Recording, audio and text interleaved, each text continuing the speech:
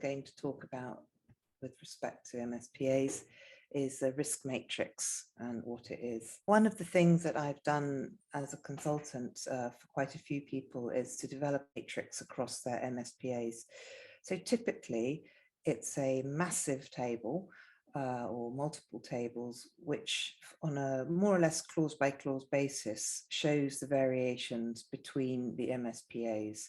So that if you are doing a transaction between company B and company D, you can look on this table and you can see what the contract differences are between company B and company D, and whether that perhaps is leaving you with some really uncomfortable exposure.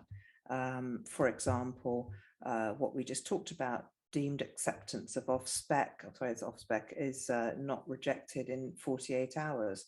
What if you only have 24 hours with the person you're buying from, but the person buying from you has 48 hours? You're going to be in a very difficult situation. Your obligation to revise delivery window, maybe like we just saw,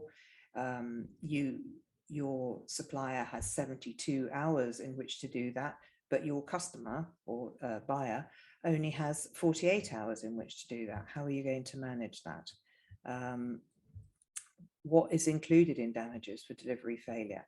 There's the very obvious underneath about liability caps. If you're buying from someone with a liability cap of 40% and your liability cap with your counterpart downstream is 60%, you're instantly out of pocket in that transaction. And there are some really obvious things as well, like payment dates.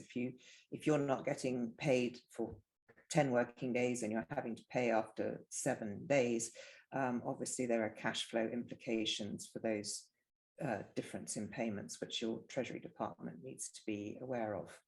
So I would just say that it's important to have some sort of tool like that. I don't know how other people do it, but it's really helpful as well for the traders if they ever want to sully themselves with the details of the MSPAs, to understand any embedded risks they're taking on when they enter a transaction with the two different MSPAs either side of that transaction.